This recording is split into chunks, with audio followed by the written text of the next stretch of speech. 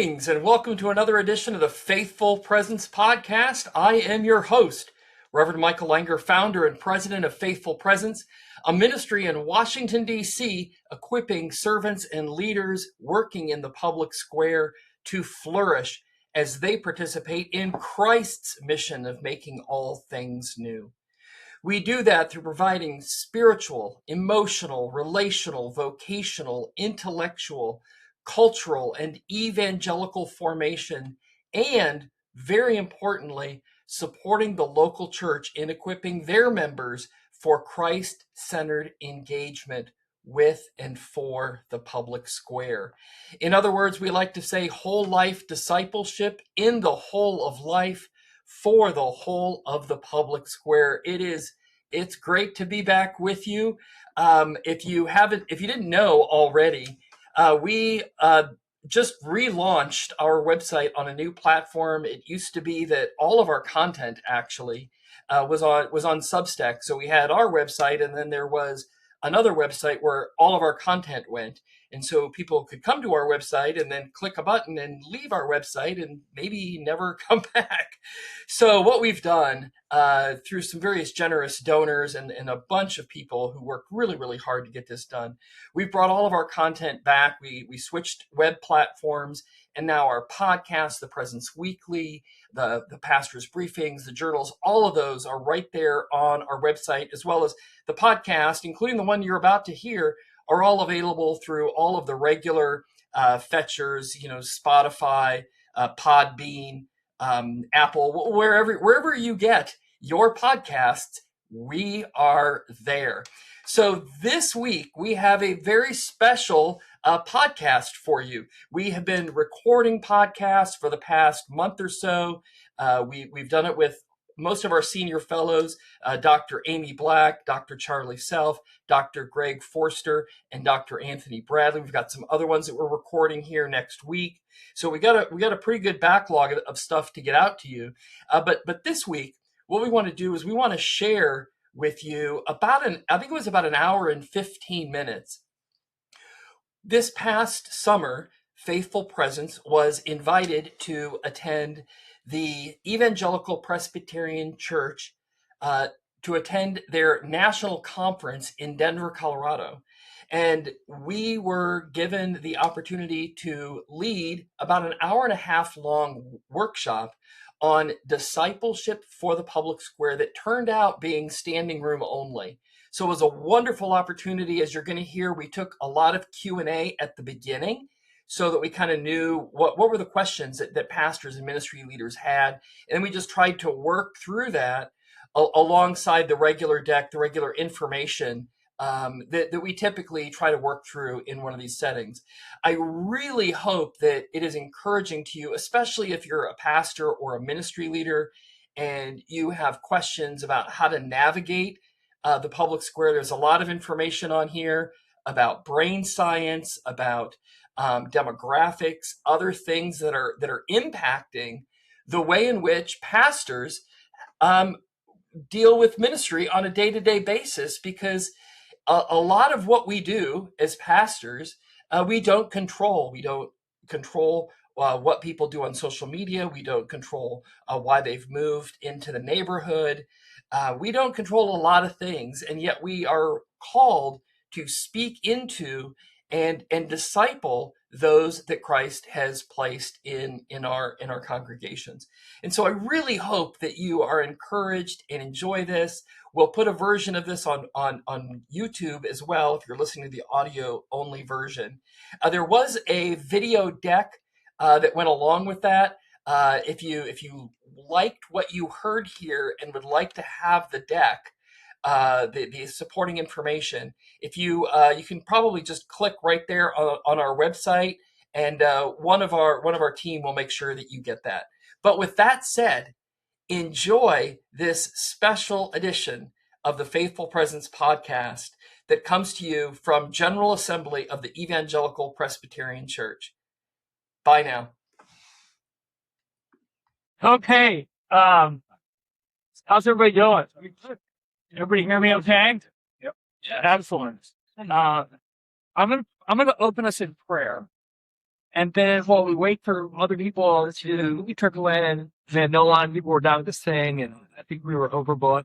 Whatever. I'm going to open in prayer, and then I have found that as I knew these, the best thing for me to do is to ask you what your questions are before I start. Because I've been talking about this topic for 10 hours, nonstop. And so it would be better for me to know which points you guys really want to hear.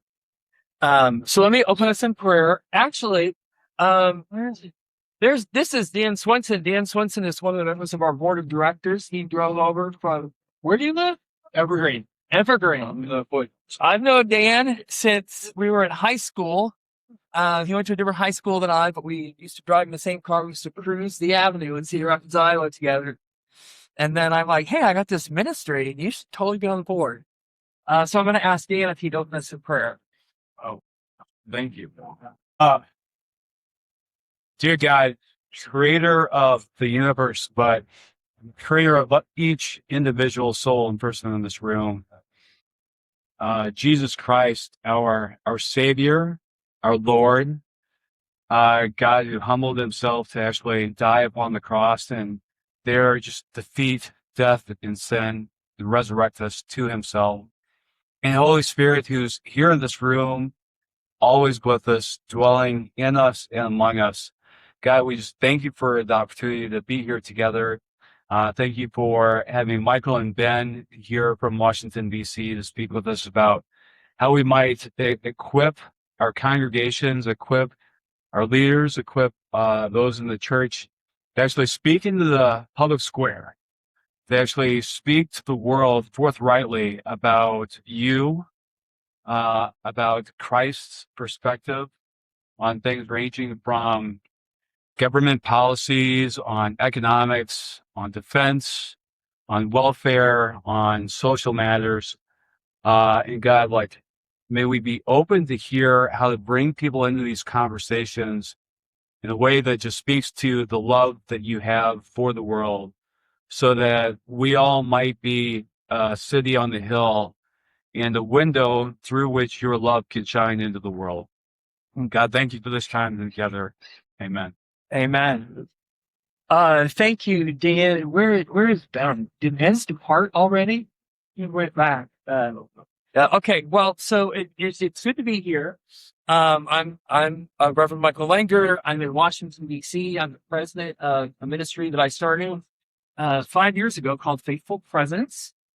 And we're going to talk about what we do and how kind of part of what we're interested in doing is helping local churches navigate not only issues in the public square, but to understand the importance of actually doing discipleship that is aimed at preparing people to engage in public square dialogue, which happens at work, at the ballpark, at, Thanksgiving dinner. Whenever you're talking about public policy, elected officials, you are engaging in public square conversations, right? And Peter, specifically, I just finished a book on Peter. Peter specifically says, hey, you submit to the emperor, right? Not vote for president, but submit to the emperor. So he's trying to give people who don't have the opportunity to vote, who aren't concerned about prayer in school. Like, these are not issues that anybody in the first century even thought to have. And he's like, so this is the world that you live in.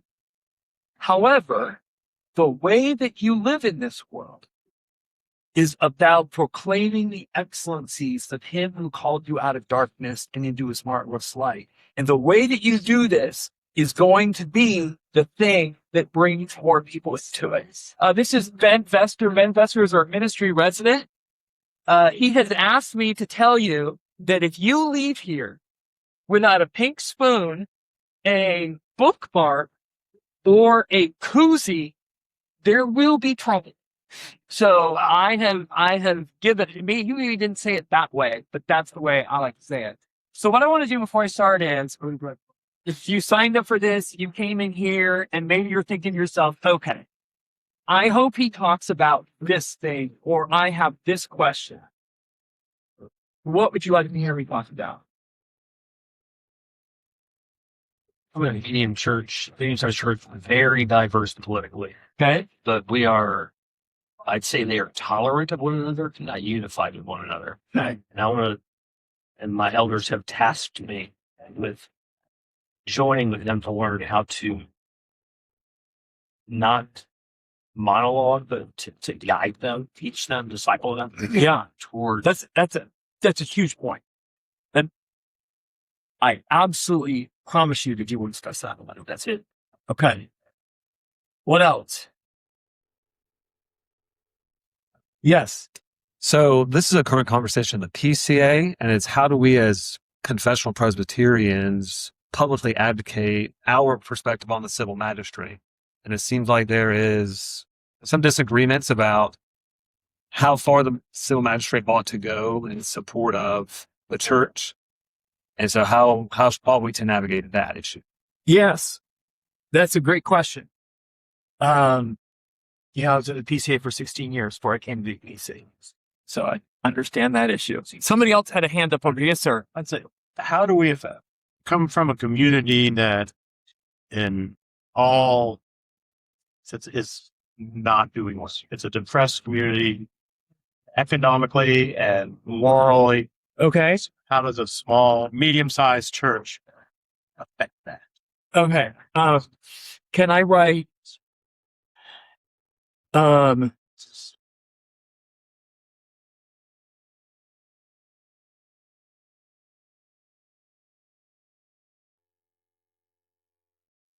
is that fair? If I portrayed you, then tell me. Yeah. Okay. Yes, sir. Yeah, our church just recently did a survey of our congregation, and one of those areas that we had a big split on was people saying we need to do more talking about public issues from the pulpit, and other people saying we're glad you don't do a whole lot of talking. Yeah. Yeah. Okay. So here's my thing on that. That's why you don't do surveys like that. Don't do the surveys.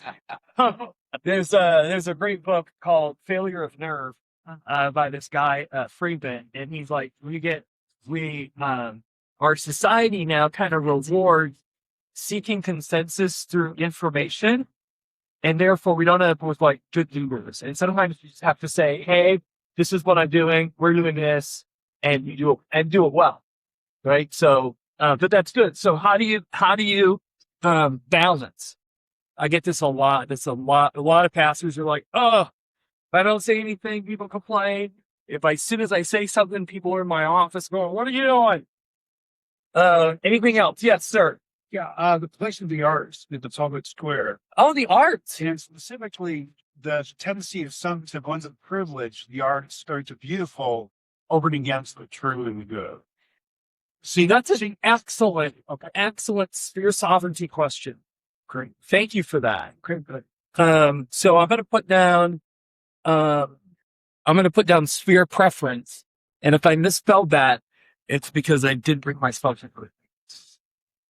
Anything else? Yes.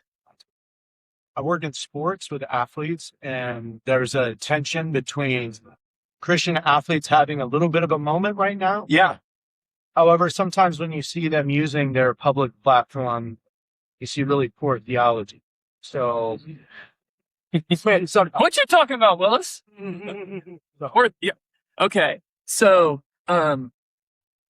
public persona versus good theology. Is that right? sure. Okay. Yes. One more. Okay. Go ahead. Regionality to it. Like, it's appropriate to weigh in on neighborhood and public or local issues, but like, don't swing at every pitch on an international issue.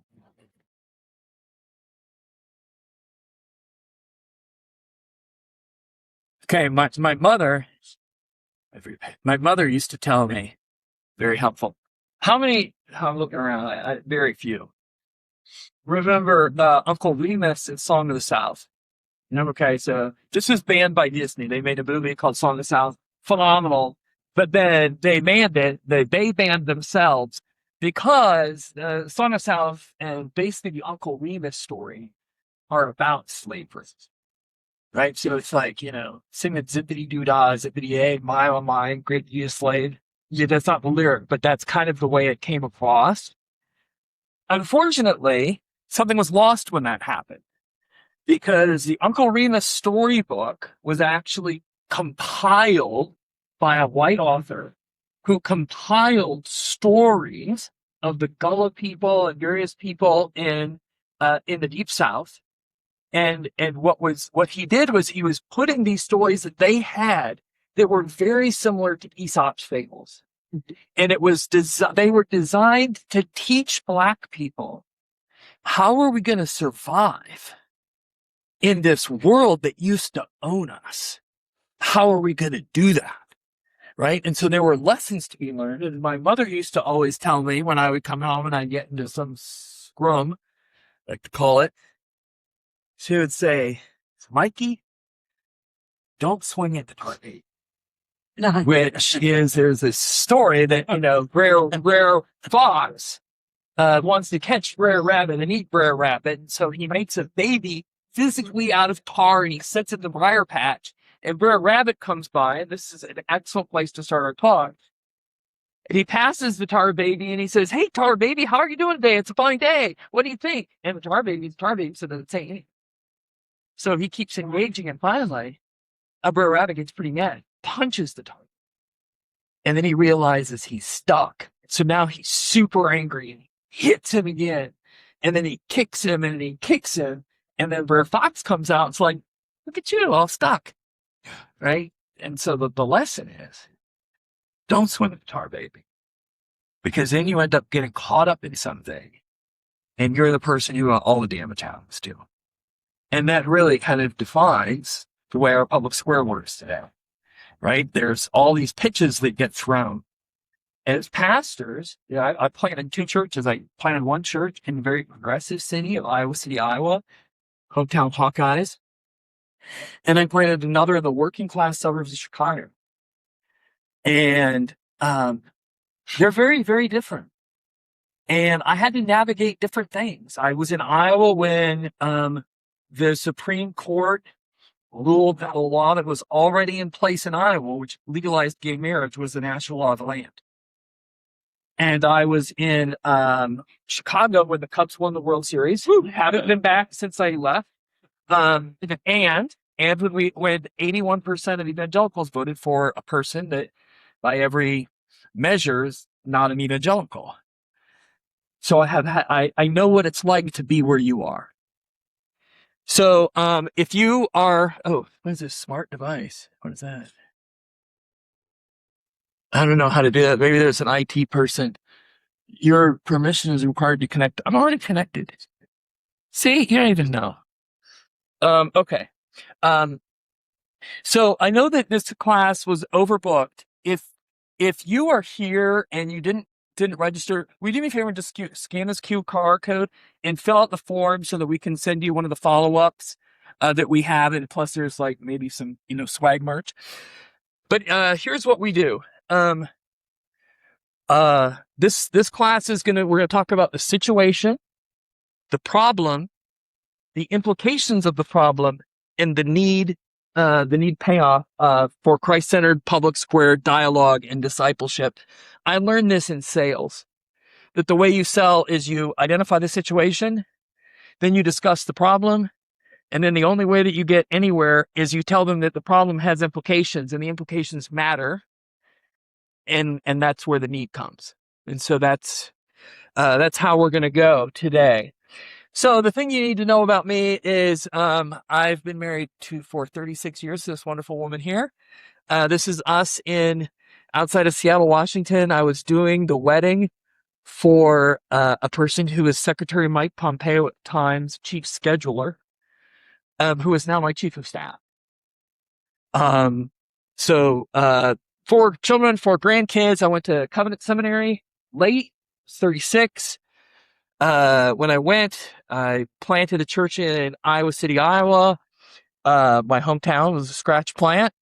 Then I planted a church in Chicago, southwest suburbs. I was there for 3 years. Then I moved to Washington, D.C. because I became kind of enamored with vocational discipleship within the church and ministry and like focusing on that. And so I moved to Washington, D.C. because at the time, the PCA had a ministry in Washington, D.C. that was focused to people on the Hill. But pretty quickly, I ended up doing a bunch of studies and requests at cabinet agencies. And the director was like, yeah, you need to shut those things down because we need to be on the Hill. And I'm like, well, but I'm leading studies in the Secretary of Defense, Secretary of Labor, Secretary of HUD, and Secretary, so I think we should just keep doing this. And he's like, well, I don't think so. So I started Faithful Presence. And we minister to the 200, there are 7,000 people in Washington, D.C. who work on the Hill. Right? So when somebody says on the Hill, you're talking about Congress and their staff. There are another 200,000 people who work on Washington. They don't work on the Hill. They work in public policy centers, cabinet agencies, think tanks, lobbying groups, and doing all of those things. And that's who we minister to. I'm working on a PhD in public theology about the intersections of Marxist theology in the approach that evangelicals take to changing the world.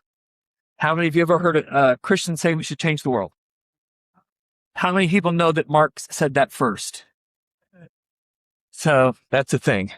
I'm an associate fellow at this place called the Kirby Lang Center for Public Theology at Cambridge. We just think about public square things. And I've just completed my first book, which is a discipleship liturgy for the public square using 1 Peter. So,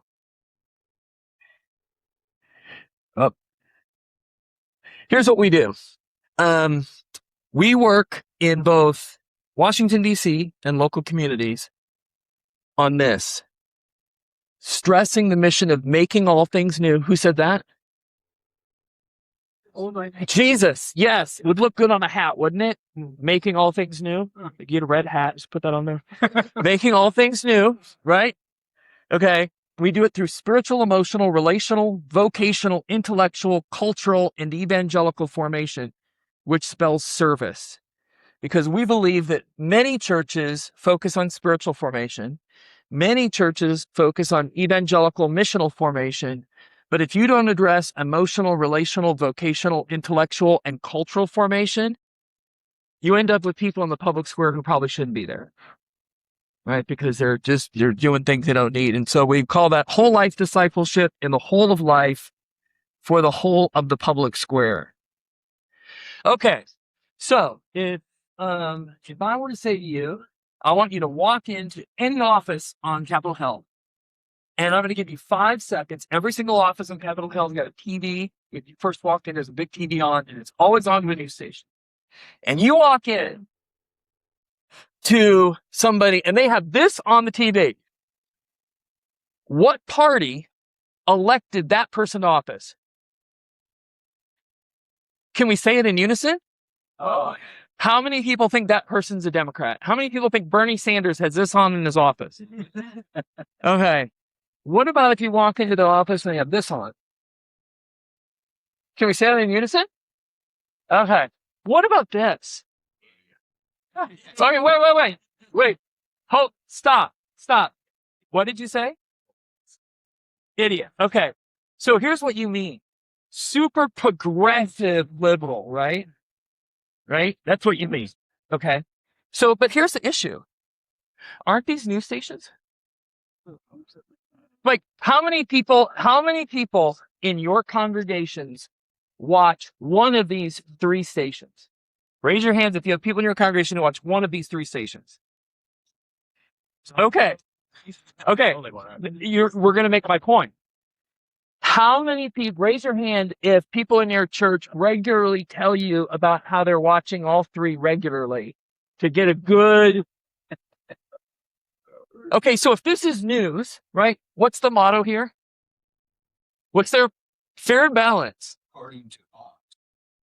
But so here's the issue that we have as pastors, right? This is the press in the public square.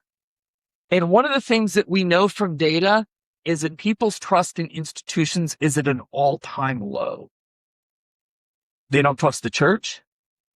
They don't trust the educational system. They don't trust the press. And like, how many people can remember when you had to choose between Walter Cronkite, Peter Jennings, and Tom Brokaw, right? Okay, which one of those was on which end of the spectrum? You don't know, right? Everything has changed. So now we're pastoring churches where our people are getting news that is doing a formation work in them. Their news is forming them. It's not informing them, it's forming them. And that is a different thing. And that's something that as pastors, we have to be aware of the fact that the news is forming our people. Okay. Who are these people? Does anybody know who this is? AOC, that's right. I don't call her that when I see her. Who's this? Kristen. No, you know what? It's Lorraine Boebert. Oh, yeah. Okay. Yeah. But are they kind of interchangeable? Okay, so now let me ask you a question. Would you say that both of these people are lightning rods? Yes. Okay. Yeah. Now, does anybody know how did AOC, who did she beat to win her office? That's key. That's exactly right. She did not win because she beat a Republican. So that district that she's in is plus 14. The Democrats going to always win that. There's no Republicans going to ever win it. She won because he was not aggressive enough. How about Lorraine Boebert? Who'd she beat? She beat a Republican. That's right, because her district is like plus 20.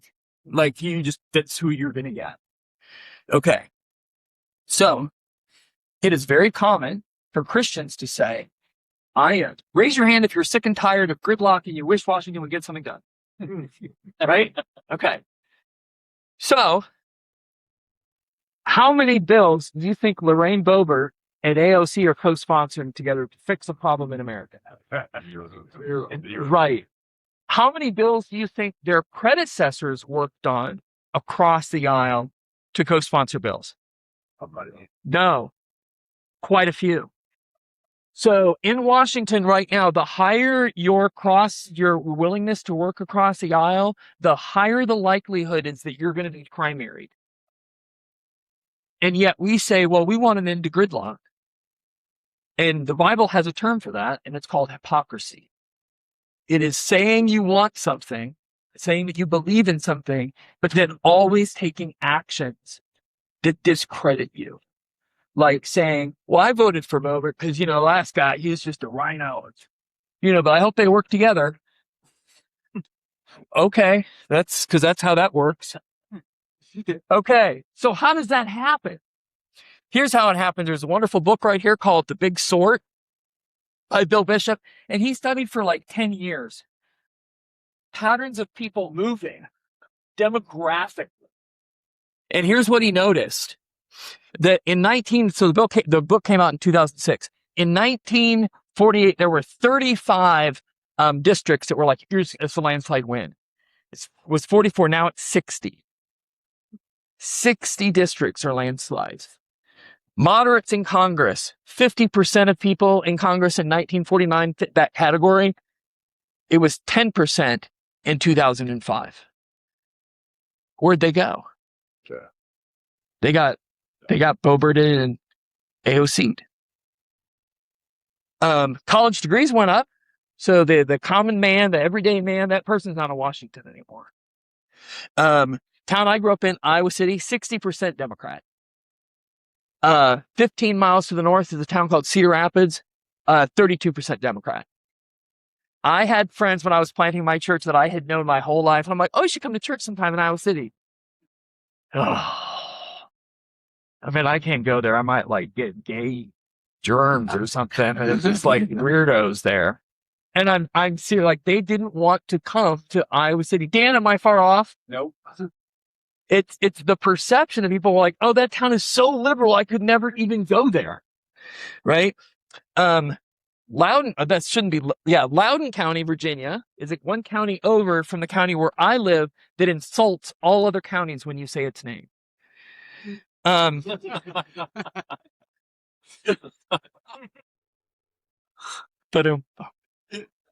okay. And Dobbs has fueled this. So if you have people in your congregation right now and they say, you know what, I'm interested in buying a house, I'm thinking about moving, I'm thinking about relocating, there's a website that they go to called Best Neighborhoods. Super popular website available. And here's one of the things you can search for. Politics. You can get a heat map of, so this is where I live, in Warrenton. I live here. I live outside of Warrenton here. But you notice here, the north side is pretty red, but there's the south side a little blue, right in Warrenton, here. But this is the red district, and you can see how prevalent it is. It's heat mapped by the percentage of people that are Republican voters. And if you go to this QR code, I know I don't want to lose everybody in here, but if you go to this QR code, you can type in your zip code, where you are, and you can find out what the heat map looks like where you are. Because this is the world that we're pastoring in, right? People are sorting themselves into our locations, which means as a pastor, 5 years ago, you could say something.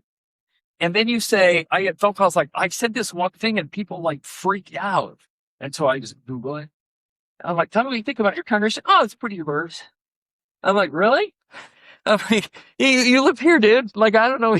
It's pretty diverse. Like, I don't know what you mean. It's really not. Like, are most of the people driving like 35 miles to get to? They're probably not. But your perception is that it's diverse. And so here's the thing that's troubling about this.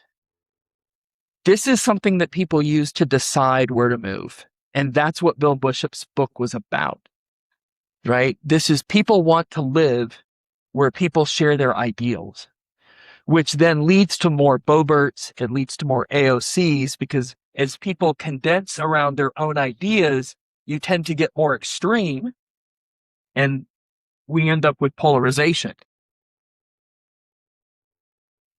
Okay, we're almost done with my presentation. Now I'm just going to kind of talk on some of these things. So frequently, after Charlie Kirk was assassinated by a lunatic, okay, I want to say Charlie Kirk was assassinated by a lunatic. I also want to say that Charlie Kirk was not a prophet, and Charlie Kirk is not a Christian martyr. Okay, Charlie Kirk was a Christian person who went to campuses, who my 4 kids, who are age 31 through 22, love Charlie Kirk. I was shocked to find this out. I literally was like, what? You listen to him? I'm like, oh, Dad, he taught me about politics, how to do politics, and blah, blah, blah. I'm like, okay. And when he showed up on campuses, he didn't say, hear the word of the Lord. Charlie Kirk said, prove me wrong. Right? That was his whole thing, was a political dialogue. And that's not to say it wasn't a good thing. It's not to say that, he was somehow misusing script. I'm not saying that at all. Don't hear me saying what I'm not saying. Hear me saying he wasn't a Christian missionary. He was a Christian person who went to college campuses and was willing to engage in political dialogue. And when it was appropriate, he never shied away from sharing the gospel. He's like, I will tell you the gospel, and I will tell it to you right now because it fits here. But that doesn't make him a Christian martyr. When we talk about him as a Christian martyr, when we say that he's a prophet like John the Baptist, we are ascribing things. So when I tell people, when pastors call me, I say, can you find me somewhere? Charlie Kirk said a lot of things. Can you find anywhere that Charlie Kirk said, I'm a modern day John the Baptist? Turns out he never said that. Can you show me somewhere where he thought he was an Old Testament prophet? Turns out he never thought that. Right? Because Old Testament prophets went to people and said, repent, or God's going to judge you. And he spoke the very words of God.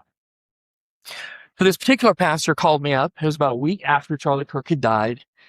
And he was pretty emotional.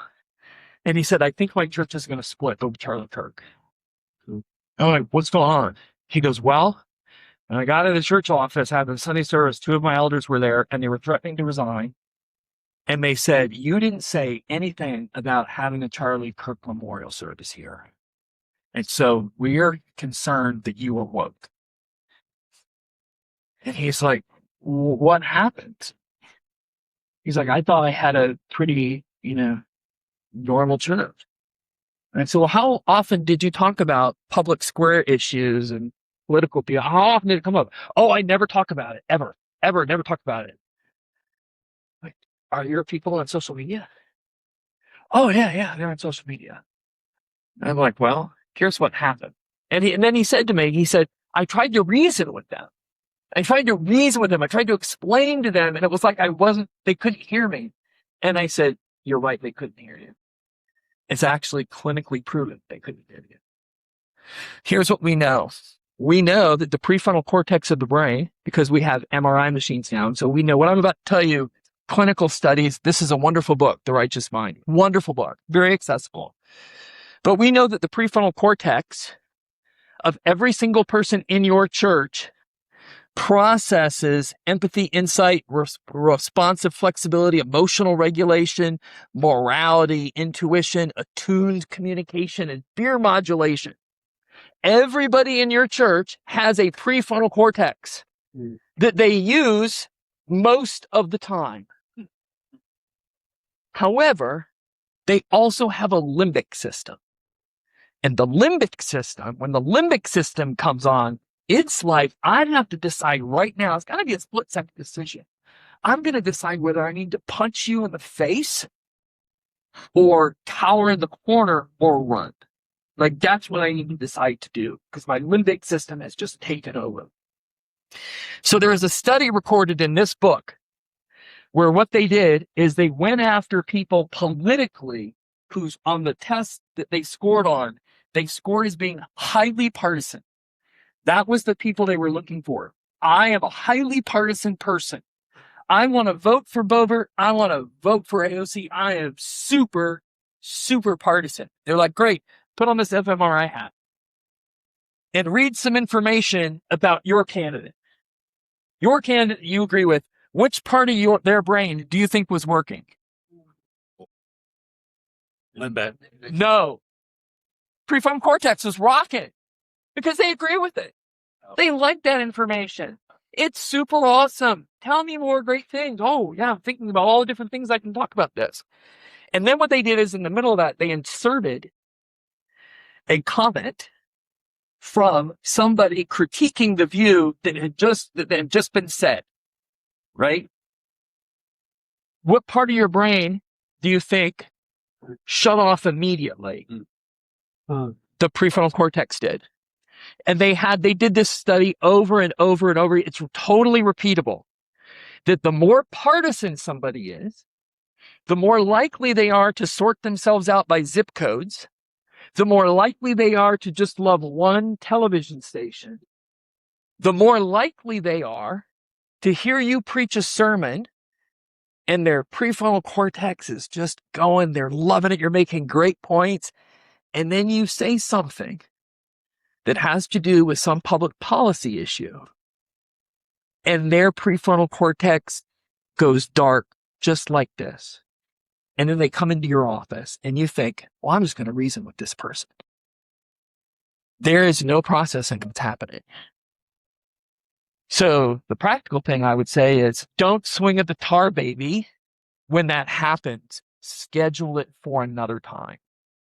Because you're going to be talking to a limbic system and you're going to get nowhere, right? And it's just going to make it more divisive. Okay, we're almost done.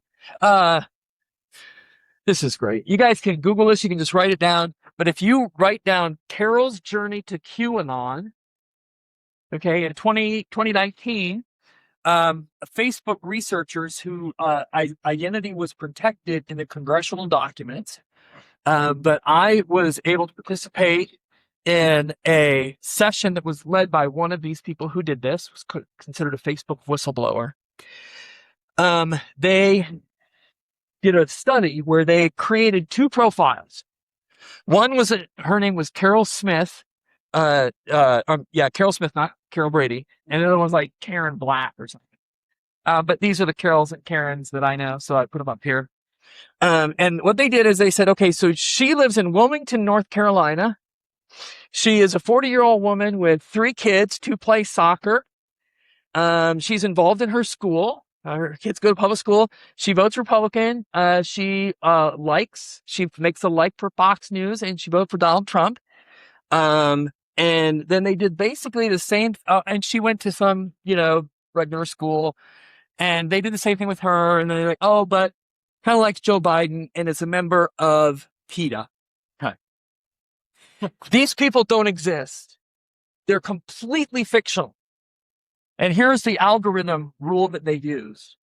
Whatever Facebook shows us, we will engage with. We will hit like, we will, star that up or do whatever. But again, these people they have no friends. There is no friends for them because they're not real. Within 1 week, the algorithm for this person who all they did is said, I voted for Trump and I'm a Republican, was watching QAnon conspiracy videos, Proud Boys videos, and just completely outlandish things. And this person was, and things about how there's children being tortured underneath a pizza restaurant in Washington, D.C. that doesn't have a basement. So I don't know if you remember this story, where a guy showed up with an AR at a pizza restaurant in Washington, D.C. because he'd seen a Facebook thing that there was a pedophile ring being run by the Clintons in the basement of his pizza restaurant that didn't have a basement because it was just made up, right? This is what social media does. If you don't hear anything else I'm saying, hear me saying this. Please get your people off social media. Social media has one purpose and one purpose only: to sell their information and to make money. That's it. And so when Charlie Kirk was assassinated, do you think that Facebook, Twitter, and YouTube thought to themselves, we can make a lot of money if we just tamp this all down? If we just calm people down and make sure that people aren't seeing crazy, insane videos, let's do that. No, it was, let's put every conspiracy out there. J.D. Vance had him killed because he's trying to marry his wife.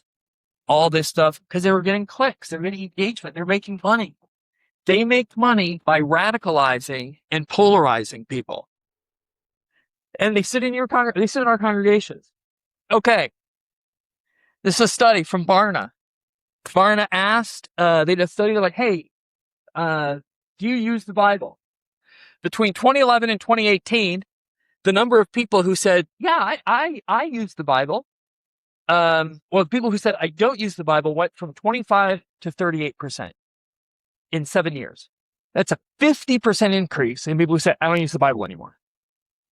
But what they were really interested in is the 66% who said they did. So now we have a list of questions for you. Well, tell me, how is the Bible beneficial to you? Awareness of how much I need God, a connection to God, a curiosity to know God better. 80s and high 70s. And my experience in Washington is this is 100% accurate, right? People who are engaged in their Bible, this is true. But the rest of the things was, what does the Bible teach you how to treat people of different races? 29%. What about thinking about people who've been displaced by a conflict? 18. Decisions that you make at work or school? 20. Sex and sexuality. Based on the thing that we just had, right, this AIC thing, decisions about sex and sexuality, 23% very strongly or strongly agreed that the Bible impacts the way they think about that. We have spent hours at this General Assembly talking about sexuality. And here's the thing. Only 23% of people in our congregations who use the Bible think the Bible is a helpful place to go for that information. And here's the thing. That's our fault. This is where we as pastors as theologians, as seminary professors, we have to take ownership, right? Because Awanas is great, Campus Life is great, RUF is great, all these things are great. But does the Bible have anything to say about races coexisting? Does the Bible have anything to say about sojourners or refugees? Does the Bible have anything to say about things that we do at work? Does the Bible have anything to say about economics and the market? Turns out it does. It has a ton of it, right? But the people that we're producing don't think this is true, and the reason is we're not teaching them. But social media is happy to fill that hole. They are happy to step in and do this work for us, which is part of the reason why our people freak out when we say something. Okay. Who knows who this is? Thanos. Okay. And Thanos means what in Greek? Death. Okay. And so Thanos is a walking thing for an eschatology, right? And an eschatology is making a statement about the way things are. This is where we're going to talk about preaching now. Right? Eschatology is talking about the way things are, the way things should be, and how you're going to get there and what it's going to be like when you get there. And what was Thanos' eschatology? Well, what did he want? He wants half of the world to die if I can just get the 7 stones or the 8 stones or whatever. And that's it right there, right? So in Washington, D.C., what faithful presence deals with, and you're dealing with these right now in your congregations, whether you acknowledge it or not, there are 3 eschatologies that exist in all congregations. 2 of them change their name every 4 to 8 years. But we'll call the first one Build Back Better. Now, we know this is an eschatology because it makes a statement about the way things are. It makes a statement about the way things should be. And it answers these questions as all kind of forward-looking eschatologies do. What is good that I should encourage? What is broken that longs for restoration? What is missing that awaits creation? And what is evil that demands opposition? What is something that a Build Back Better Christian would say is good that needs to be encouraged? Welcoming stranger. What? Our minimum wage stranger. Welcoming the stranger. Okay, we should. Oh, I can't write on that. Welcoming the stranger. So name something else. Higher minimum wage. Higher minimum wage, meaning that the poor should, when they work, they should get a fair wage, right? Yes. Okay. What is something that somebody in this category would say is evil that demands you oppose it? Systemic injustice. Systemic injustice. Okay. Abortion. No, well, trying to take their rights away. Right? Because you're messing with a woman's right to choose. So they would say that's an evil that I need to oppose. Okay? Trillionaires. I am so glad you brought this up. Did we talk about trillionaires? This is great. We're going to totally get there. What time do I have to be done? 2:30. Oh, we're going to have a half an hour at least for Q&A. Trillionaires. This is an excellent point, and I did a study at the SEC on this issue right here. That there's some level, who said this? That there's some level of wealth that's just completely immoral, right? So hold that thought. Okay, does anybody know what the other eschatology is called? Make America great again. Oh, look! And here's how you know it's an eschatology. It makes a statement about the way things are. It makes a statement about the way things should be. It has answers to these questions. Name something that a Make America Great Again eschatology person might say is good that we need to encourage. American patriotism. Patriotism. American manufacturing. American manufacturing. Military strength. Military strength. How about the free markets? Okay, because I'm going to do a thing, and it's going to be this is part of how we do what we do. Free markets. Okay. Okay. So, and both of these people give you a person to get you there, right? And part of what's happening in our country that we have to deal with as pastors is this has taken on almost religious fervor. And so part of the PhD that I'm working on is how this happens, right? And my paper is about how Marx's idea of making, the goal is to change the world is like this dialectic of we just eventually we take over and everything's utopian. That has woven itself into Christianity in a way that takes Build Back Better and Make America Great Again and sees them as like these religious goals, these eschatological universes that we're fighting for. God needs me to do these things. He needs me to usher these things in, right? And so when you start going down that road, you're starting to talk about the limbic system and how do we navigate congregations where we're trying to engage their prefrontal cortex, and at the same time we wanted to go and do something. This is difficult. And here's the thing. Some of the people that I meet with, their job is to help these candidates put their political language into these religious terms because they know that it's going to go deep. It's going to resonate. If I just say we should raise the minimum wage, okay.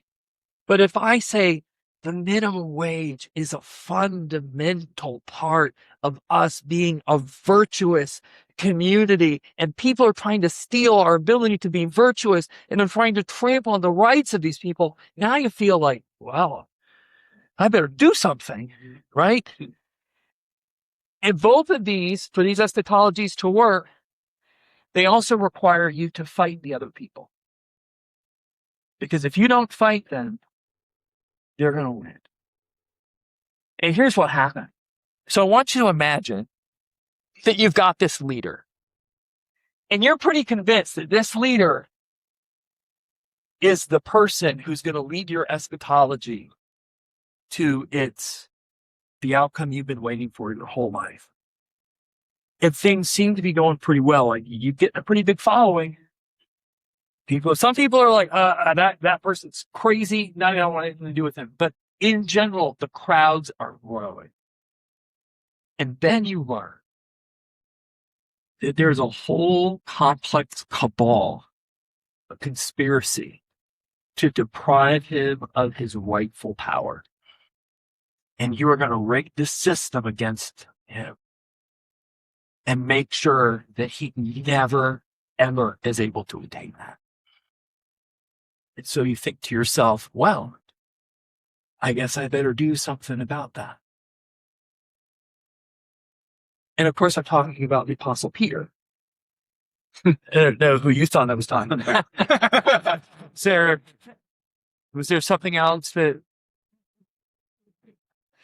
Because the Apostle Peter had spent his entire life with Jesus, that he was living in an oppressive regime with a corrupt religious system running the temples, right? Pharisees, Sadducees, all of these people, the Herodians were there. And then it comes Jesus, and he can do miracles. It's amazing. He's the guy. And then they come to arrest him. And, Peter's the guy who's like constantly auditioning to be the greatest one man ever. And like, you're like, okay, you're my guy. Oh, great. Right? And Peter feels this, right? Because Peter asks Jesus, hey, who's the guy who's going to let you? Oh, don't worry, it's not you. Whew! But you are going to deny me. No. So what's the next thing that Peter does 3 times? Receives forgiveness. No. So, but when Jesus says, you're going to deny me 3 times, what's the next thing he does 3 times? He falls asleep 3 times. He falls asleep in the garden 3 times. And Jesus is like, can't stay awake, dude? I'll give you one job, stay awake. And then the guard comes. And the way that I'm imagining Peter is Peter's like, let Jesus down again. This is my moment. This is my moment to recover from the thing that Jesus just said I was going to do. I'm going to pull out my sword and I'm going to start cutting people's ears off. Who's with me? And Jesus' response is, what are you doing? What is that with the toothpick? What are you doing? When I say this is over, I don't need your sword. Like I blow these people away. Which then seems to make sense when how can that guy then in 6 hours after pulling his sword on the temple guard, heavily armed, 6 hours later, a little slave girl comes up to him and says, "Hey, aren't you the guy who's with these people?" Nope. Don't know him, never saw him. No, I'm sure. No, not me at all. How does somebody go from I will kill for you to I don't know anything about him, I want out? You've embraced an eschatology that's either broken or you don't understand it. And Peter didn't understand the eschatology that he had. Because there is another eschatology. It's also got a really nice saying. It's called making all things new. And here's the great thing about it, is it answers these questions. What is good? It needs encouragement. And you can actually find those in Scripture, not a political platform. It says, what is broken that longs for restoration? And you can find that in the Bible, not the political platform. It says, what is missing that awaits creation? And you can find the answer to that question in the Bible, not in a political platform. And what is evil that demands opposition? Same thing. But it requires that you know what good is, what broken looks like, what missing is, and what evil is. And you have to have the right categories. These aren't relative categories. These are fixed categories, and you have to have them. And it's our job as pastors to teach this. So when you talk about, where was it? Public persona versus good theology and having balance. This is what we have to do. We have to teach this because otherwise our congregation hears something and they go right down the road and it's like, well, my pastor never explained what is good and bad in economics. That's not part of our sermon. We don't talk about those kind of things. He never talked about what is good and bad in the criminal justice system and homelessness. But the Bible has things to say about that. Isaiah 58 says, hey, if you're on your way to worship me and you're all dressed up and you step over a homeless person, go away. I don't want to see you. I am sick and tired of you doing that thing. Go help that homeless person, invite him into your home. Okay? This also gives you a guy to get you there. Here's the best thing. Who do you have to fight to make this happen? Ourselves, right? But you don't have to fight the other person. Now, let me ask you let me ask you this. If you suck at this, if you adopt this eschatology and you suck at it, is this eschatology going to come about? Yes. Let's say that you've decided you don't like this eschatology and you're going to fight against it. Is this eschatology going to happen? Yes. So does this eschatology mean that as you are pursuing what is good, what is broken, what is missing, and what is evil, that you need to be anxious when things aren't working out? No, because it's going to be okay. But our people in our churches are so triggered by what the information they're receiving from the news and social media that they're super anxious. And what I want to stress to us is we have to examine our own sermons. Are we really preaching the making that Jesus is asking and inviting us to make all things new? Or are we preaching that if we don't get involved and don't do things, all will be lost? Because that's not in Scripture. That's just not there. Okay, so this is why you're going to have a pink spoon. This I'm going to summarize our entire what we do with how we help churches and people in the public square. This is a Baskin-Robbins sample spoon. Every Baskin-Robbins has like 6 to 10 boxes of each. The boxes cost $50 a piece. Multiply that by all the Baskin-Robbins worldwide. That's a lot of spoons. Why does Baskin-Robbins spend money on a pink spoon that you're going to throw in garbage?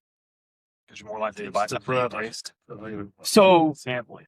you're still going to sample it, you're going to more likely to. But what if Baskin Robbins ice cream tastes horrible? So you're out. You can try a different flavor. Right. And what does Baskin Robbins know about their ice cream? Don't listen.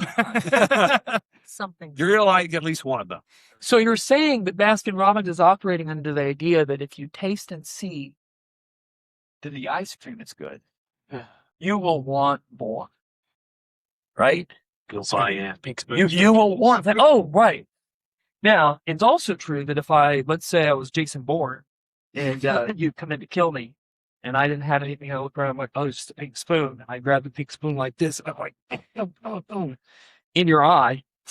I could probably take your eye out, right? Probably. Okay. Everybody agree that I can use the pink spoon as a weapon. Yeah. Right? If you're Jason Bourne. If I'm just, all right. But here's the thing. Can we all agree that the pink spoon, when being used as a weapon, is being misapplied completely?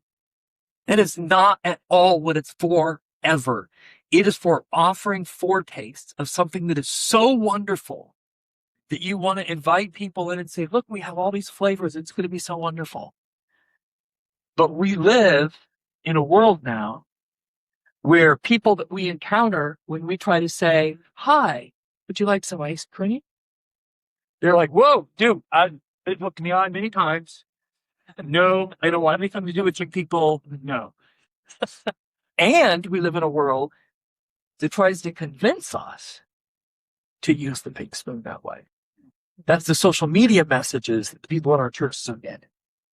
Is it's time for use your Christianity to attack. And so we try to help pastors understand how to help your congregation. This is what I say. If you have a member of your congregation who has body paint on and he's wearing a bison hat and he has just broken into the U.S. Capitol and taken a dump in the speaker's office and then made his way to the floor to pray for her, you might have misunderstood scripture a lot because that's wrong. It's not defensible. But here's what the Bible says, teaching them to obey all that I have commanded. What question should that statement beg? What did you command? Did you command anything about economics, sexuality, work, the way I treat the poor? Like, did you say anything about those things? Yeah, teach them all that I've commanded. But as pastors, I hear all the time, oh, I don't touch anything even remotely political. And I'm like, man, too bad Jesus didn't get that message. He might be alive. But he did. He killed him for it. Like, well, if I say that, we're in the middle of a building I actually had this happen. I'm in the middle of a building campaign. If I go political, half my church is going to leave and we're not going to be able to build our church. I'm like, you can just use your out loud voice for that. You literally just said, if I do the right thing, people might leave and I can't build this church. Paul was in jail. And the book of Acts ends with the word unhindered and Paul in jail. Right? John says, as the Father sent me, so I am sending you. What question does this beg? Where? How did the Father send the Son? Where did he send him? What did he send him to do? Do that thing. You will be my witness in Jerusalem with people you like. They're in your demographic. They're in your heat map. You like them. Judea. That's a little, it's not as dark as where you like, but it's okay. Samaria. Oh, really? Do you know what those people do over there? And the ends of the earth. Oh, but what do you want me to do there? Oh, I want you to be there the way I sent, and I want you to teach. And then this is what Peter says, that you are a royal priesthood, a holy nation, a people for his own possession, to proclaim the excellencies of him who called you out of darkness and into his marvelous light, which begs the question, what are his excellencies? Oh, well, he called me out of darkness. Well, yes, but that's not all of them. So here's what we have available, curriculum and things like this. But I'm going to give you an example, and I'm going to go through these real quick. So in the Bible, is it possible that there is some amount of money that's immoral to have? It's a great question. I did a whole study on it. So, where might you go to find information about the intersection between wealth and free markets in Scripture? Proverbs is a good place. I'm going to recommend Leviticus. Leviticus is an entire book about how to worship God. Here's how I want to be worshipped. In Leviticus 19, we have the famous phrase, love your neighbor as yourself. I want to be worshipped, do that. It also has a retelling of the moral law, the Decalogue, but out of order. Ending with the phrase, for I'm Yahweh who rescued you. So you have these like rejoinders of force. One of those rejoinders is, you shall harvest through your fields one time. You can go once, you can't go twice. Leave the outer boundary up, right? For the poor and the sojourner. Another one that's interspersed is, have you hired day workers? You have to pay them on the same day. You can't hold their wages back. You have to pay them that day. I am Yahweh who rescued. Another one is, you can't have two sets of scales. If you ever travel to another country, you hop in the the taxi cab, and you're like, how much did it take me to get there? $50. Okay. Local comes in, it's like $2. Right? You don't know you're getting screwed. Right? Right? We all know this. Right? So then the question is, where do we see these economic laws of Leviticus playing out in the redemptive narrative of Christ coming in the Old Testament? What'd you say? Ruth and Boaz. Is Boaz wealthy? Yes. Is Boaz insanely wealthy? Yes. Is Boaz any part of Ruth about Boaz being in trouble for having so much money? No. Are there things that Boaz could do that would make him wealthier? Yeah. What could he do? Glean the whole field. He could glean the whole field a few times. Right? How about his workers who did it? Leave the line. You could say, hey, I'm not paying you on time, right? You could go into the courts and say, sure, that's a seraph of wheat, right? So he could have screwed people over to have more money, but that would have been immoral. He would have been violating the moral law. So Boaz engages in the marketplace, right? He buys, he sells, he does things. But yet he seems to have some kind of social responsibility to the people who live in his area. But if you've ever been in a situation where you talk about ESG, right? How many people have heard of the term ESG? Okay, it's an economic term that means ethics and social governance, right? Environmental, social, and government. Yes. And it's super woke, right? All Christians need to be against it all the time because it's just a part of the woke agenda. Maybe. Maybe it's being used to promote things that we don't like. But a savvy Christian is going to say, well, actually, there's some biblical mandate for that. And we can talk about that. Right? But these are Boaz's fields. He does get to plant what he wants to plant. It's not immoral for him to have that much money. But there are things that he can't do. He is responsible to the people that he works with. So unrestrained markets and capitalism, there's a place in Scripture that we can go. And in that whole thing that I just did right there, did I advocate for one party over another? No. Not one time. But yet I gave you an entire lesson about the amount of money that you can have and the benefits of free markets. And I used Scripture. And I made a point about how the reason that Naomi goes back is because she knows that even though she's going to be homeless, she's going to be taken care of. That's why she tells Ruth and Orpah, you guys should leave. Then when she comes back, they're like, what's your name? She's going to call me bitter.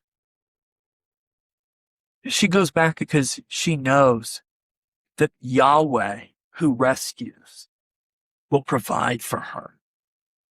And so we can talk about political issues without trying to drive our people to one of these political outcomes, right? So one of the things that I frequently say when I was in Iowa City, I spoke to the folks from GLAV, which is a student organization. They came to me and they said, "Hey, we're running an anti-bullying campaign in our schools. Would you support it?" I'm like, "Send me the material. I'll look at it." So I did. It was an anti-bullying campaign. So I said, "Sure, use my name. No problem." Right? I don't think about it again. About 4 months later, Evangelical Church in my town calls me up and they're like, "Oh my gosh, Michael, your name, the gays are using your name. You got to stop this." I told them what the heck's going on. I'm like, what do you, I don't know what you're talking about. They're like, "Yeah, your name for this thing." I'm like, "Oh yeah, I totally gave it to them." "Wait, you told the gays you were with them?" I'm like, wait a second. Like, I'm like, "Please tell me that we're against bullying." It's like, we're against bullying, right? Like, as Christians, we don't support bullying. Like, well, yeah, but I mean, they're gay. Like, please tell me that we're against bullying, right? That we want our youth in the school, if they see an LGBT trans person being bullied and harassed, we should want our children, our youth, to stand in the front and say, whoa, you're gonna have to go through me. And when you get through me, you're gonna go through the other 5 members of my youth group. Because this is not right. This is not loving our neighbors ourselves. They're like, "Well, people are gonna think you're pro-gay." I'm like, that's their problem. They can come to my church and find out what we think. But like, and so this gay person that also heard about this said, "Well, all I want is tolerance. I just want tolerance." I'm like, "Why do you set the bar so low? Like, why do you LGBT people, why is the bar so low for you?" You're like, "What do you think? Like, you said, like, you want tolerance? Like, you're just trying to advocate for tolerance?" Well, that seems pretty crappy. Like, are you in a relationship with somebody? Are you like married? "Oh, yeah." Like, "Well, so you got married because he tolerated you?" "Well, no." I'm like, "Yeah, don't you want love?" And he's like, "Well, I don't know how we'd ever get that." I'm like, "Oh, well, see, now you're in my boat." Right? Because God's mission is not to get people to tolerate each other. He doesn't say tolerate your brother as yourself. Tolerate your neighbor as yourself. That's hard to do, right? And so what I would do in this situation is I take on the word. I'm like, "Hey, tolerance? Like, no, that's a bad word. Let's talk about this." The civil magistrate. This is about Christian nationalism and all of those stuff. I'd love to have a Christian president. I'd love to have Christian people doing all kinds of things. And I get to meet with those people on a regular basis. What we don't want is a litmus test, right? That you can only be in office if you are this, right? And so, like, one of the issues that I have that I would say is if you are an ordained minister. So this is a true thing. Somebody sent it to me and said, "Oh my gosh, I can't believe, see, this is what Christians do. They're so bad." One of the people who was part of ICE in Minneapolis was a pastor in Minneapolis and worked for ICE. And they're saying, see what that says about Christians? I'm like, well, I think you have the wrong issue. Issue is, what's he doing working for ICE? Like, he's a minister. Like, you don't go and do this thing. You're a minister. You don't do certain thing. Like, that's the issue, right? So working this out is difficult. We want Christians in government. We want them. And in the New Testament, they're all over. In the Old Testament, they're all over, right? But we don't want the civil magistrate making America Christian again. Like, that's fraught with issues. The economic and social impact. Who asked that question? In the town that I first pastored in, Iowa City, there's a number of homeless people because there's a VA hospital there. It's a town of maybe 50,000, which may be bigger than yours. There's also a bunch of, small downtown areas where they do work, that people have businesses. And a homeless community is very important to me because my mother was homeless for 6 years and died of complications from homelessness at 64. There's some really horrible things that happened to her and I. in her first marriage. And she did all the things that a woman who had a complete breakdown does when they're homeless to try to survive. And so when I moved to Iowa City, I knew that one of the things I wanted to do is I wanted to have an effect in the homeless community. I wanted to try to show how to care for them. But I'm also a nerdy guy into economics and free markets. And so I was on the downtown business group, and this conversation would come up about these homeless people who would basically defecate in the doorways of these businesses, and they were sleeping near the businesses and unpacking their shopping cart. So I'm like, what are we going to do? And so the police department was like, we got to arrest these people. We need to arrest them more. Well, one of the police officers became a friend of mine, and so he started doing some research. And we went to the homeless community, and we got 6 members of the homeless community who are called a frequent flyer team. Means they're all constantly interacting with services. We're like, will you agree to let us have access to your medical bill totals? Like, we don't need to let out. You just want to know how much money the university hospitals and the VA spent caring for you. So we asked a bunch. We got 6 people said yes. Okay, then the police officer was able to go and get all the court records of these saved people, right? How many times they've been arrested? How much money could it cost? Right. One of the people was $220,000 in 1 year. Those arrests and this stuff. Of course, in criminals, it's frank. So telling this person, well, you need to go through a job training program. If you've ever worked with this community, there are people in this who, a lot of them are veterans, a lot of them have mental illness, and there is no job training program for them. That's just mean. It's just mean to tell them, you're going to have to get this figured out. I know your parents gets in front of it, but you need to get through this job retraining program and go get a job at the pay.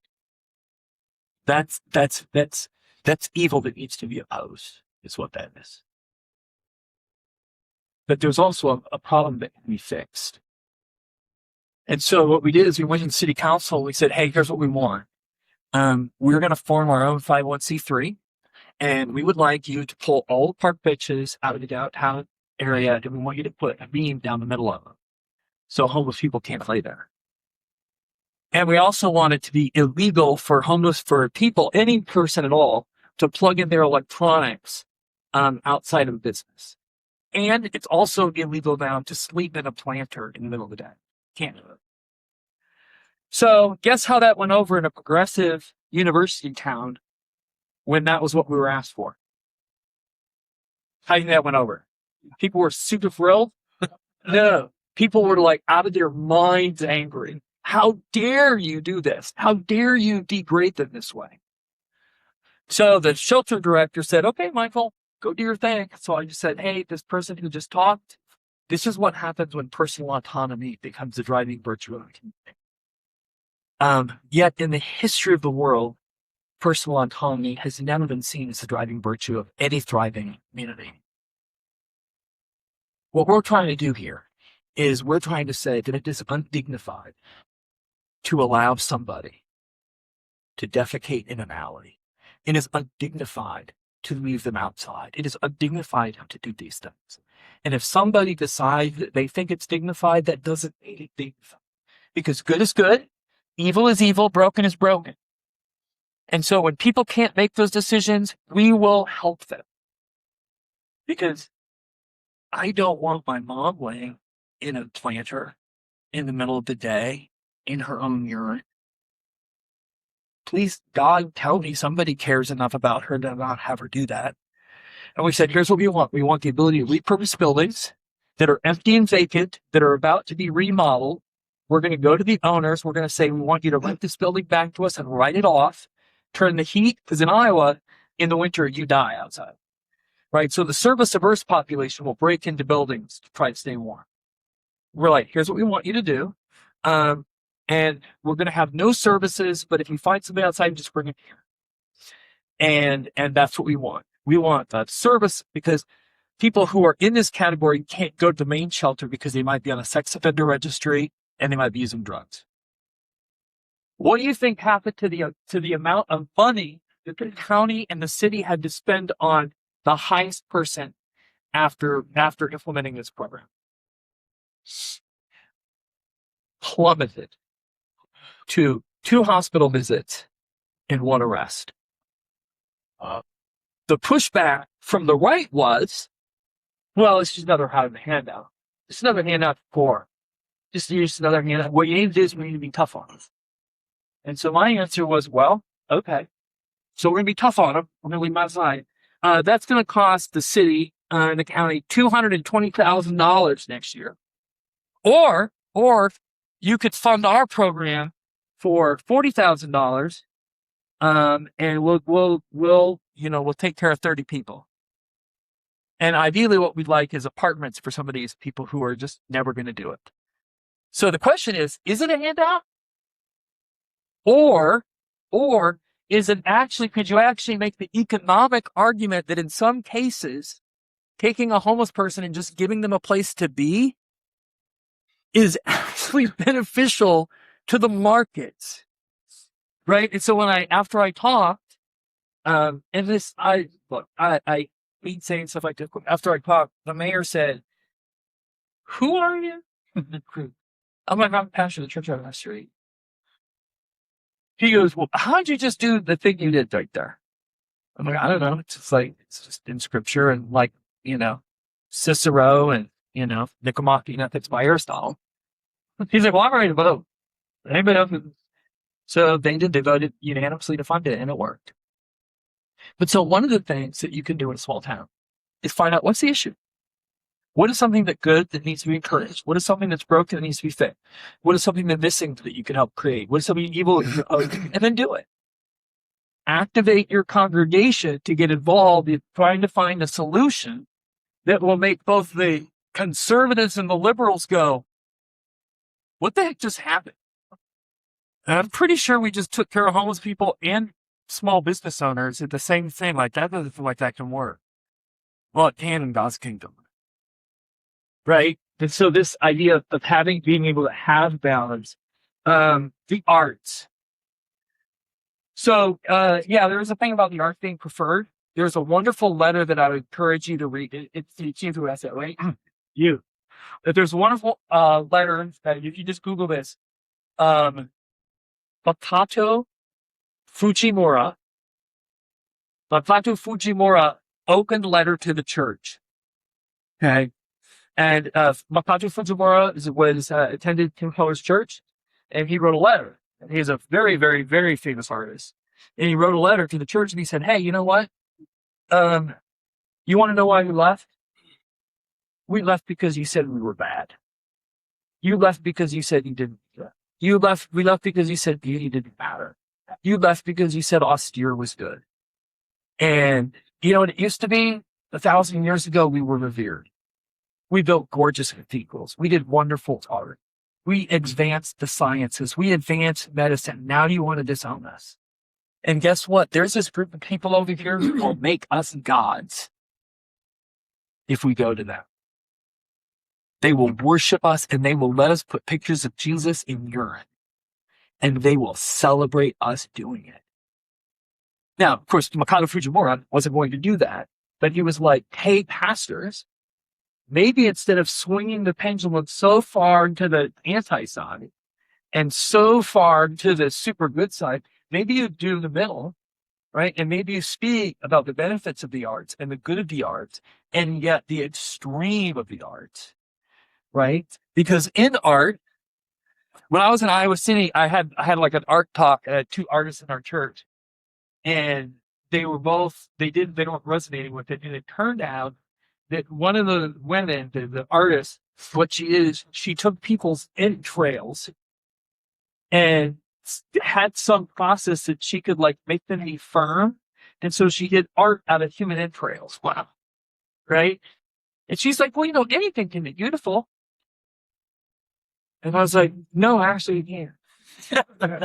That's just ugly. It's just ugly. It's morosely gross and ugly. And she's like, "Oh, I can't believe you'd say that about art." I'm like, I am saying it about art.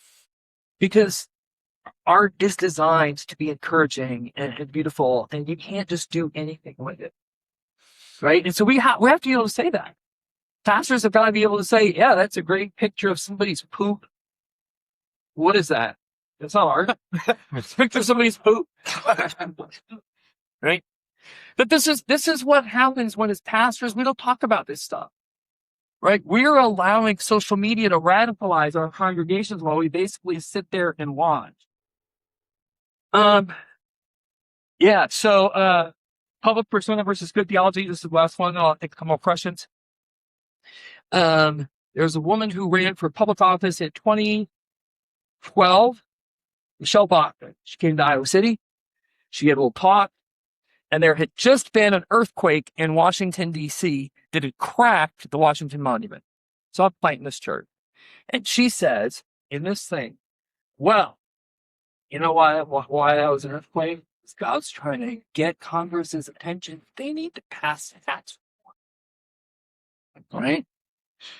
So I wrote an op-ed for the local Iowa City newspaper that basically was an entirety of the gospel.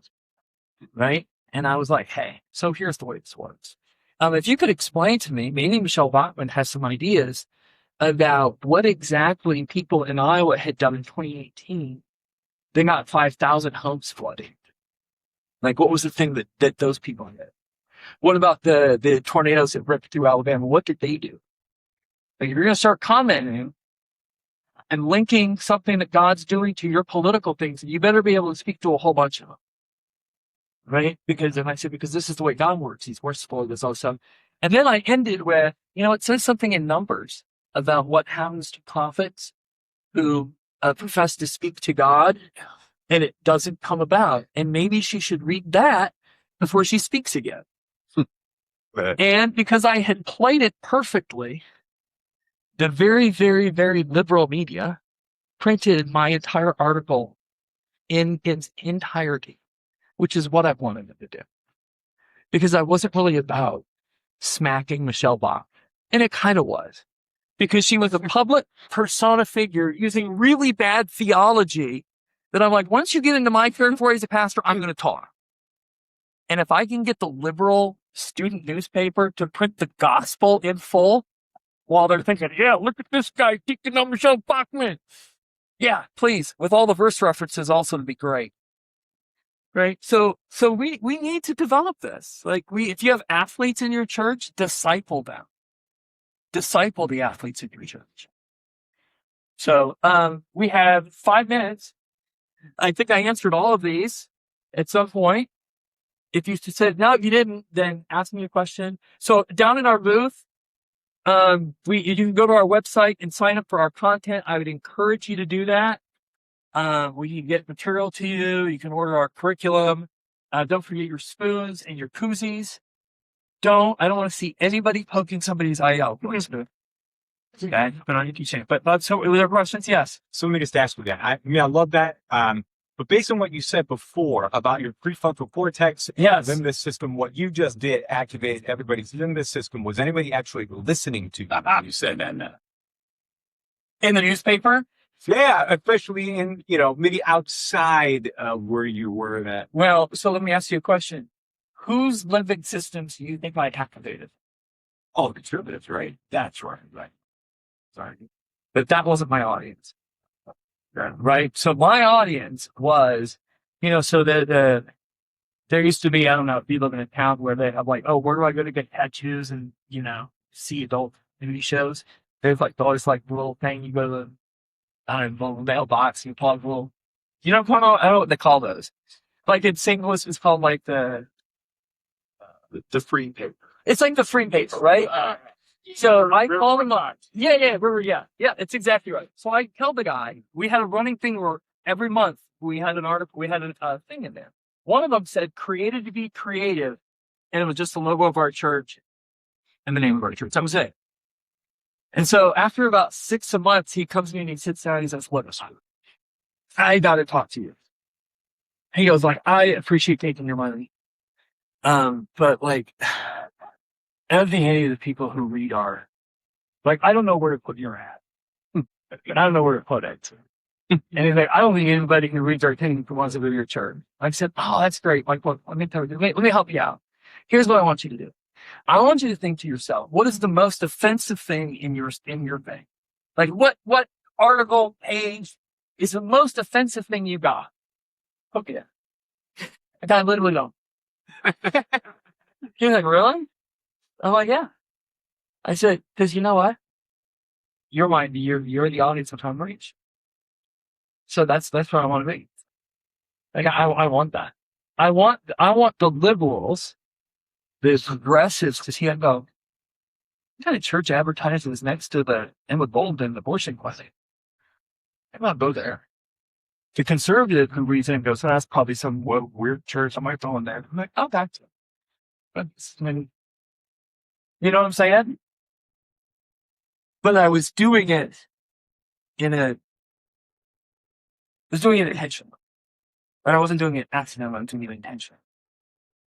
We need to be intentional. What else? Anything else? So I'm in a way more conservative church. And I'm trying to do the foretaste things. We're preaching through Exodus. Yeah. Preached on to Exodus 21, when it starts talking about the subject. Right. Thank you so much for coming. Thank you. And I'd love to come and visit your churches and talk about being a pizza. Go ahead. So I'm, like I thought very conservative application. It's like just shows people kindness and dignity. Right. Even if they're so right, and I had people afterward, they weren't attacking, but they were like, "Yeah, but aren't we need to send them back." So how do you? What do you mean send them back? Yeah, like they're saying, shouldn't we be rounding people up? And they wanted, in other words, an ethical application. So you're making a distinction. So this is an important question. He's asking about immigration policy. All right, and so this is an important thing. So the thing that I would say, I'm going to say things that are going to be offensive to both sides. Okay. So one of the things that Trump said once is there are good people on both sides, which he got eviscerated for. It was true. Right. There were people on both sides who were well-meaning, but guilty by association. Okay. Yeah. Like you can say, were there people who never like, yeah, kill more black people? No, but there were those people there. But there were people that weren't that, right? So here's the thing. If you are in this country illegally, you are breaking the law. Right. We have laws in this country. You came here, you're here illegally. That means that this country has the right to send you out. Period. Like, well, they haven't done anything. Remember, they're working. They're doing that. These are true statements. They broke the law. They broke into our country. If they broke into your business, you would want them arrested. No. Also, some of the people who did that did it because they were afraid their daughters were going to be raped or killed by gangs in their country. And so they walked 1,000 miles, their bare feet, and gave all the money they had in the world to get into this country. And so if we say, well, you broke the law and out you go. Okay, well, that would be horrible and evil and wicked, right? So two things are true. It's illegal for them to be here. And yet there is some kind of responsibility we have, right? And it's also important to know that the term sojourner in the Bible is a technical legal term. Right? It doesn't mean just a guy who wandered in and is like hanging out with the Jews and wants some of their food. It's he has submitted himself or themselves to the Jewish governmental system that's operating, right? They weren't just like, oh, I'm just tagging along for the heck of it, right? There were expectations. So when I hear somebody from the, say, progressive side saying, well, these people are like sojourn, I'm like, well, I don't know that that's a fair assessment of the way Scripture is using that term. I think what you're trying to do, though, is to say, does this country ever have a moral imperative to take people in who are in grave danger and in search of economic prosperity? Yes. And then usually what happens is, well, you're making this sound super complicated. I'm like, welcome to Washington. right? Where they're trying to wrestle through this. In the same way we're trying to wrestle through the AIC thing. Like, it's difficult. We have to wrestle through it. I think the point what I'm trying to figure out is like trying to think about how to say this. I feel like I hand them a little spoon with a little ice cream. Yes. They're like, but I want a whole freaking truckload of all the right answers right now Oh, in that circle. And you're like, yeah. I can't give you that. And you should say that. Yeah. We have to say things like, hey, this is super complicated, right? This is not condensable. The immigration policies of the United States are not condensable into an illustration in a sermon. Like, if you thought I was going to do that, you're an idiot. And I would say that you're an idiot if you thought I could do that. And this is the problem. Like, oh, you saw a meme on Facebook that answered that question in 14 words with a picture. Yeah, that didn't happen. That didn't happen. It took the entire Old Testament for God to explain what it meant for him to be a steadfast God of love and faithfulness who was caring for his people. So, can you put that in a meme for me? No, I can't put that in a meme for you, bozo. Right? Because it's the hard thing about being a pastor is you're you're damned if you do and you're damned if you don't. Right? And so the thing is, dude, Just keep on silent. yes, just say, look, this is the way it works. It's, as Eugene Peterson says, it's about a long obedience in the same direction. Yes. Right? So yeah, thank you very much for coming. I appreciate it. It's not so cool. But thank you. We'll be down at our booth if you have more questions, you want information on curriculum and things.